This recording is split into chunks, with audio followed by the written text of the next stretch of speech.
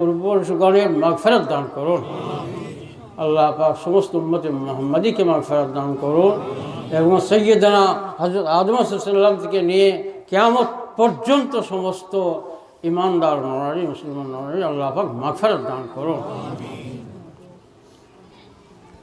আপনাদের আল্লাহ এবং আল্লাহর নবীর মহব্বত হাসিল হোক। আল্লাহকে আপনারা চিনতে পারুন। এই জগৎ পয়দা করার মূল উদ্দেশ্য হলো এবং এই মানবের জন্য এই জগৎ সৃষ্টি করার উদ্দেশ্য হলো আল্লাহর এই সবথেকে সেরা সৃষ্টি মানুষের আল্লাহকে চিনুক। আমা খালাকতুল জিন্না ওয়াল ইনসা ইল্লা লিয়াবুদুন এর তাফসীর আল্লামা আলুসি রহমতুল্লাহ সৈয়দ মোহাম্মদ বাগদাদি রহমতুল্লাহ লিখেছেন, লিয়াবুদুনের তাফসীর হলো লিয়ারিফুন। ইবাদত কী করে করবে? তার যদি আল্লাহকে না চিনে উপাসনাটা কী করে করবে? আল্লাহকে চিনলে, আল্লাহ কত বড় চিনলে তো তবে তোমার যথাযোগ্য ইবাদত করতে পারবে। সৈয়দনা মুহাম্মদ রাসূল সাল্লাল্লাহু আলাইহি সাল্লাম উনি বলেন, আল্লাহুম্মা ইন্নী লা উহসি আলাইকা সানাআন আনতা কামা আসনাইতা আলা নাফসিক।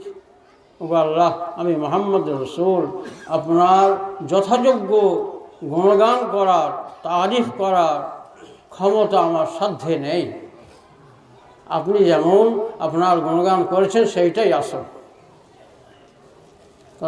তাহলে মহান বিশ্ব নবী, শেষ নবী আল্লাহকে চিনেছেন বলে এই কথা বলতে পারলেন। আল্লাহ কত বড় দয়াশীল, করুণাবান, আমাদের কিছু পাইয়ে দিতে চান, আমাদের নাজাত পাক। জগৎ যা কিছু সব আছে দেখতে পাচ্ছি, প্রতিটা মুহূর্তে তাঁর অনুগ্রহে অনুকম্পায় রয়েছে, সঠিক রয়েছে এবং থাকবে। যখন তিনি তুলে নেবেন সব শেষ। তিনি তাঁর নিখিল সব সৃষ্টিকে ভালোবাসেন।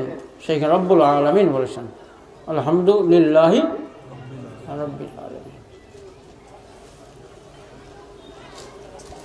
আর মহান নবীকে আমা আরসালনাকা ইল্লা রাহমাতাল লিল আলামিন, নিখিল বিশ্বের করুণার মূর্ত প্রতীক করে আমি পাঠিয়েছি মুহাম্মদ।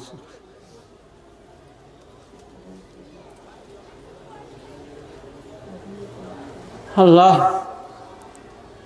আমাদেরকে পাইয়ে দেবেন তাই শেখালেন, আলহামদুলিল্লাহ।